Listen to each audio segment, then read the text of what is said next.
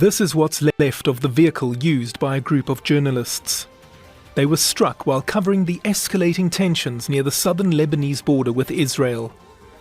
Reuters cameraman Issam Abdallah was killed, while Al Jazeera journalists Carmen Joukhadar and Elie Brakhia were injured and taken to hospital. This is what happened. All journalists were here together. It's a type of safety measure. This is to make sure that both the resistance and Israel know that we are journalists and in one location. I can clearly say that we, journalists, were targeted on purpose. We were far from the confrontations. The confrontations are up this hill over the horizon, where the fires are.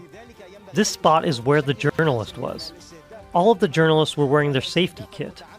They all had press slogan on their chest and cars. There was no one else around them. There was no fighting. There were no military points. The journalists were hit, and we have, so far with the information that we have, they all point to an intentionality that is difficult to refute. And in that case, we are talking about a war crime. This is not the first time Israel has targeted journalists. Last year, Al Jazeera's Shireen Abu Akleh was shot dead by an Israeli sniper in the occupied West Bank. She was clearly marked as a journalist. No one was ever held accountable. Journalists have also been killed in Gaza in the latest escalation.